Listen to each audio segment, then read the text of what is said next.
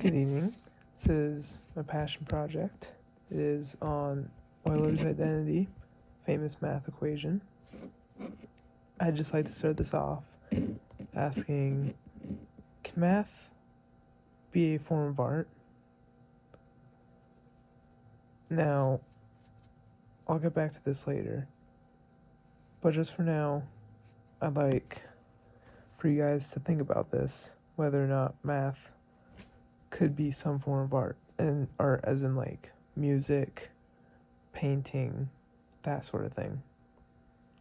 Whether or not it could be part of that section of our education and what we do. Now, I'm Joe Sunsaker, and I picked this topic because throughout my life, I just hope that my career in education is majorly in the mathematical section, just any like science of math, solving formulas, be a mathematician, that sort of thing, right? That's why I picked this. And this topic I'd say it's pretty important because math is a major part of our lives. Now, it might not be very personal, but whether we like it or not, math is extremely important in keeping our day-to-day running and keeping our society flowing. So, I believe it's important there. And I believe that Euler's identity specifically is important because it is extremely important in math. It describes many upon many formulas and ideas. And that's just an important thing for us to realize about math is how important this one equation is. So, just to start off, Euler's identity is named after a guy named Leonard Euler. He was alive around the 1700s, very famous mathematician, regarded as the greatest mathematician oftentimes. And he discovered Euler's identity and Euler's formula, both aptly named after him, as he discovered them. And I'm going to show you guys a video as for what Euler's identity is. One way to think about the function e to the t is to ask what properties does it have? Probably the most important one, and from some points of view, the defining property, is that it is its own derivative. Together with the added condition that inputting 0 returns 1, it's actually the only function with this property. And you can illustrate what this means with a physical model. If e to the t describes your position on a number line as a function of time, then you start at the number 1, and what this equation is saying is that your velocity, the derivative of position, is always equal to that position. The farther away from 0 you are, the faster you move. So even before knowing how to compute e to the t exactly, going from a specific time to a specific position, this ability to associate each position with a velocity paints a very strong intuitive picture of how the function must grow. You know that you'll be accelerating, and at an accelerating rate, with an all-around feeling of things getting out of hand quickly. And if you add a constant to that exponent, like e to the 2 times t, the chain rule tells us that the derivative is now 2 times itself. So at every point on the number line, rather than attaching a vector corresponding to the number itself, first double the magnitude of the position, then attach it. Moving so that your position is always e to the 2t is the same thing as moving in such a way that your velocity is always twice your position. The implication of that, too, is that our runaway growth feels all the more out of control. If that constant was negative, say negative 0.5, then your velocity vector is always negative 0.5 times your position vector, meaning you flip it around 180 degrees and scale its length by a half. Moving in such a way that your velocity always matches this flipped and squished copy of your position vector, you'd go the other direction, slowing down in an exponential decay towards 0. But what about if that constant was I, the square root of negative 1? If your position was always e to the it, how would you move as the time t ticks forward? Well, now the derivative of your position will always be I times itself, and multiplying by I has the effect of rotating numbers 90 degrees. So, as you might expect, things only make sense here if we start thinking beyond the number line and in the complex plane. So, even before you know how to compute e to the I times t, you know that for any position this might give for some value of time, the velocity at that time will be a 90-degree rotation of that position. Drawing this for all possible positions you might come across, you get a vector field, where, as usual with vector fields, you shrink things down to avoid clutter. At time t equals 0, e to the it will be 1, that's our initial condition, and there's only one trajectory starting from that position where your velocity is always matching the vector that it's passing through, a 90-degree rotation of the position. It's when you go around a circle of radius 1 at a speed of 1 unit per second. So after pi seconds, you've traced a distance of pi around. So e to the I times pi should be negative 1. After tau seconds, you've gone full circle. E to the I times tau equals 1. And more generally, e to the I times t equals a number that's t radians around this unit circle in the complex plane.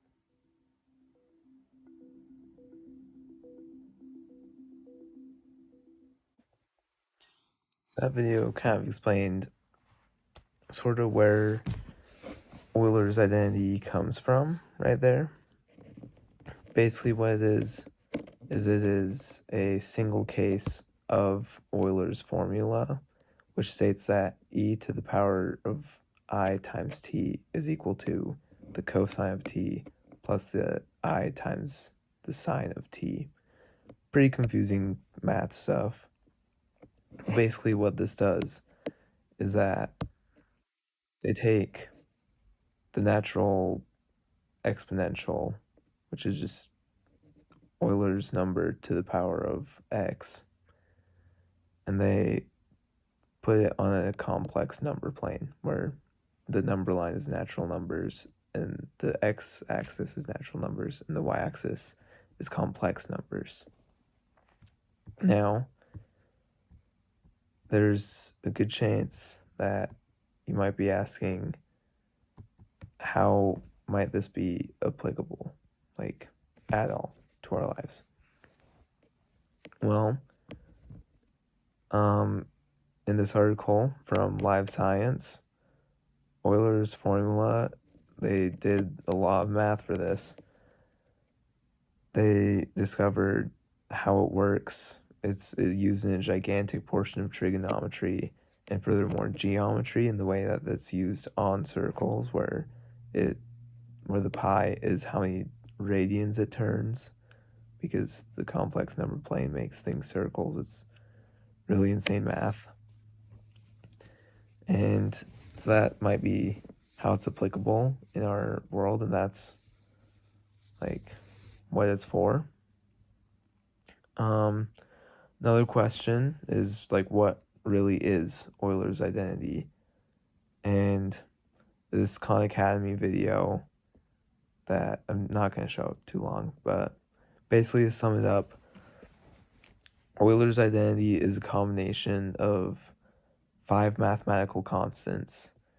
Euler's number, just what's used in the natural log, pi, which is the circumference over the diameter, I, the imaginary number, which is the square root of negative 1, which is the multiplicative identity, and 0, which is the additive identity. So 5 mathematical constants, that's what it is. And it's basically a combination of exponents and factorials. It is a summation formula. So infinite list of numbers added together to get one formula. Now, another thing is, what does this have to do with us at all? Like, why are we learning this? So, read this in a database, and this starts to go back to my original question, is whether or not math could be considered a form of art. And it's the Utah's online library. Someone wrote a document about both music and math, explaining how the way that we see the world with art and music and painting, Euler's formula is a mathematician's Mona Lisa, to put it that way. So this is kind of like what it means to them. It helps us understand that and think about it that way. Because beauty is oftentimes seen as like it's the gem of the universe, right? And it's something beautiful that we have. And why does Euler's identity matter to us at all when we have that and all this other math that does all this other yada yada? But again, Euler's identity is it's regarded as the most beautiful equation in math, not because it has 5 mathematical constants in it, but also because how much it delves into math and explains it and describes it. This kind of works as, again, mathematician's Mona Lisa. So this kind of makes it really important. Yeah, all that. I'm repeating myself. But anyways, to get the point across is that art is our beauty of the universe and math is the explanation, which means that indirectly math could arguably be the beauty of the universe as it explains it.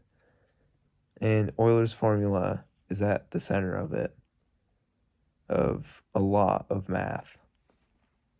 Arguably, the 5 most important numbers are all in this.